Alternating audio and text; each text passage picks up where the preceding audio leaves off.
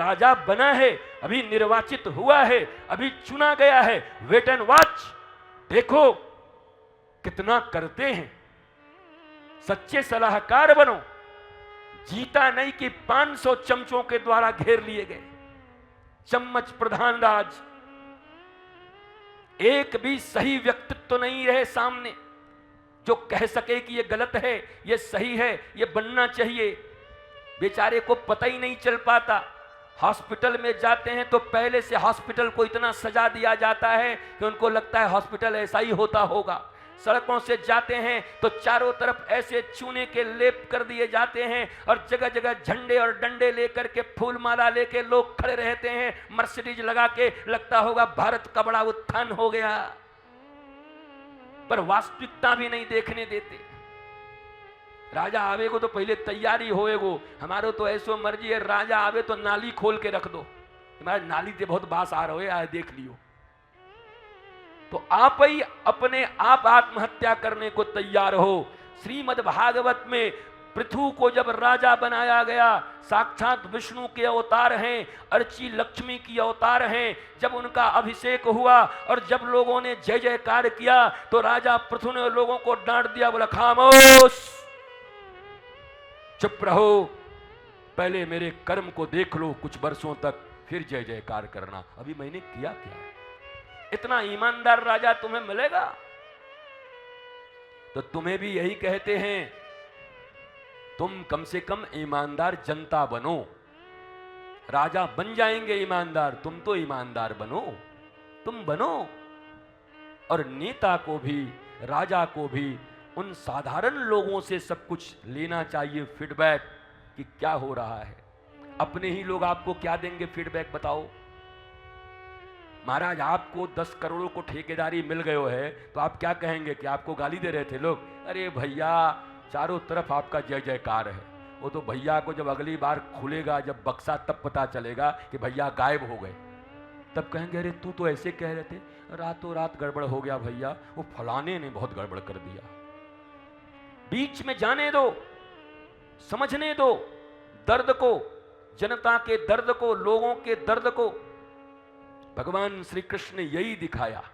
भगवान श्री कृष्ण को कह दिया द्वारिका में, मथुरा में राजा बनाने के लिए कि कंस को मार दिया, अब आप राजा बन जाओ। भगवान ने कहा पिछली बार बने थे 14 साल जंगल ही में रह गए, हमको बहुत शौक नहीं है बनने का, बनाओ दूसरे को महाराज। ये राजकाज में बड़ी गड़बड़ी है, परंतु राजकाज में भाग लेते हैं निष्णात तरीके से।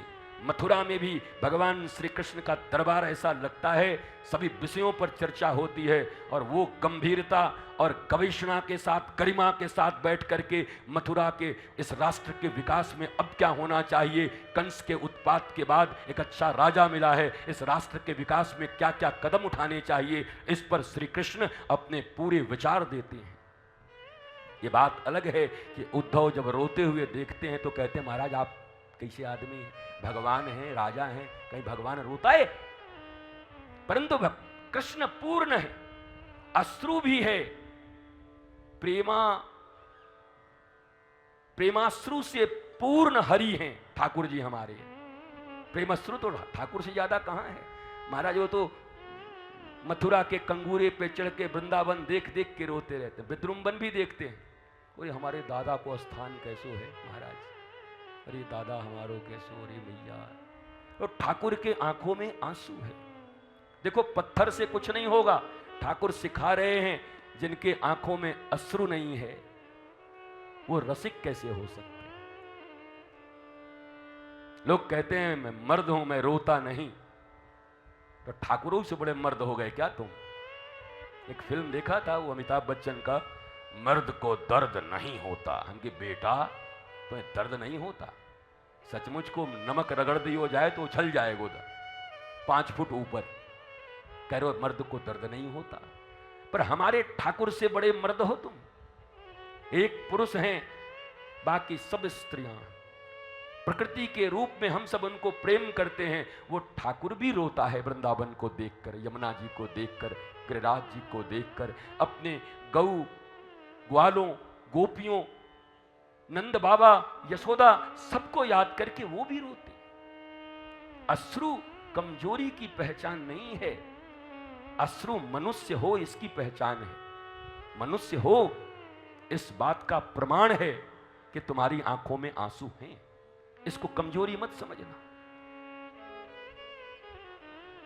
भगवान के महारास लीला के लिए इतनी तैयारियां करनी पड़ती हैं।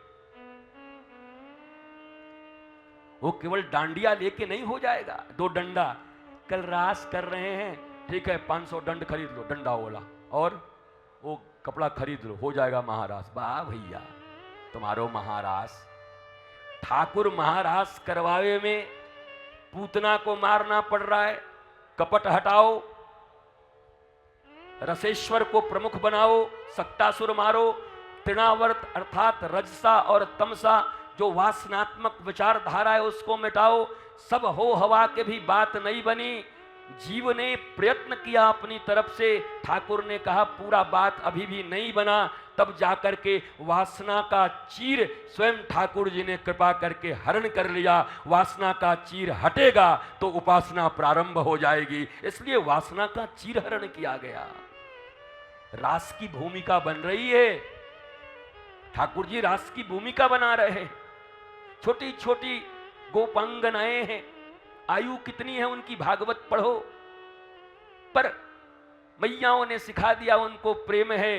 बोला कात्यायनी की व्रत करेंगी, किस लिए? बोला श्री कृष्ण हमारे पति रूप में हमको मिले। क्या गलत कह रही हैं?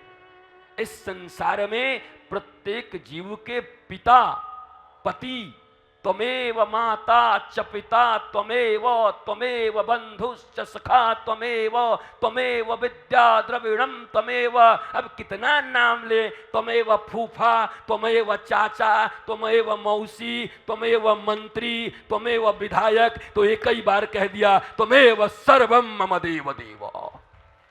तुम सब हो मेरे, दुनिया में जितने रिश्ते हैं वो तुम सब हो। तो पति नहीं है,